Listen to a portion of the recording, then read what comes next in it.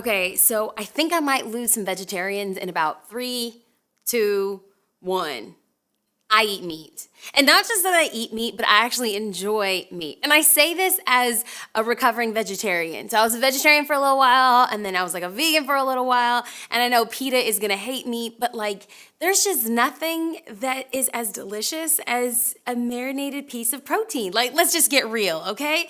And there are times where the smell of meat is so intoxicating and the aroma just whiffs into a room and you are just like, as they say in the South, good God. Like, you just need to pause for a second and have a moment and thank God for some carnivorous pieces of flesh.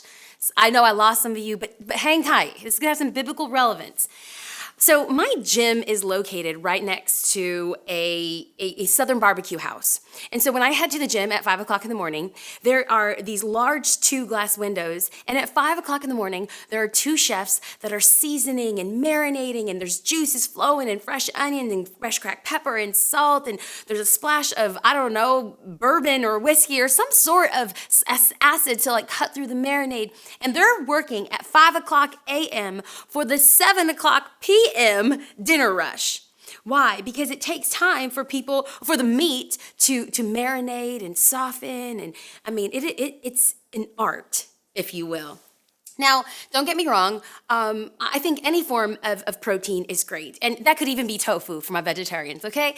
But there is something that's lovely about a fresh piece of meat. I mean, think about it like a small piece of carpaccio, which is raw carpaccio with some buffalo mozzarella, mangia bene. Or even like a small piece of sashimi, sushi, that's raw. Those are lovely little nuggets. However, there's something in me that loves to take good and make it great. Check out what Hebrews chapter 5 says. Verse 12 starts with this. In fact, though by the time you ought to be teachers, you need someone to teach you the elementary truths of God's word all over again. You need milk, not solid food. Anyone who lives on milk, being still an infant, is not acquainted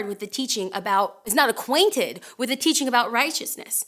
But solid food is for the mature. Highlight that, underline that, give a praise to Jesus.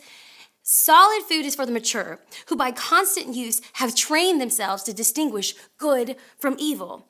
Now, Hebrews 5, verses 12 through 14, compares our spiritual maturity with that of an infant processing food.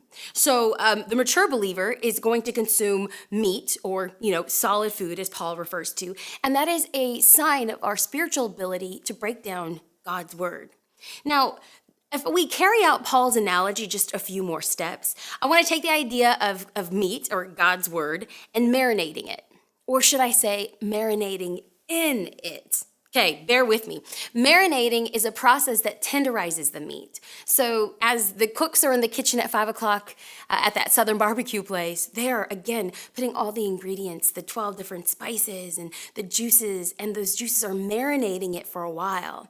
And then from there, it goes into a smoker or an oven where it caramelizes and crystallizes and tenderizes, and it's there for 6 to 8 to 10 hours. So by the time it comes out of the smoker, you just tear off that meat and you could just like suck it. It's so delectable. Well, that's the same way I want us to approach God's word.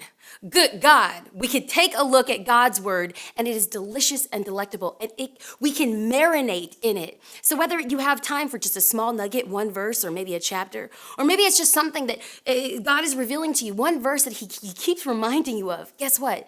Marinate in it. And there's nothing more delicious than the bread of life, living water, and the truth of some good meat. So bon appetit, my friends. Eat up God's word, and we'll see you next week.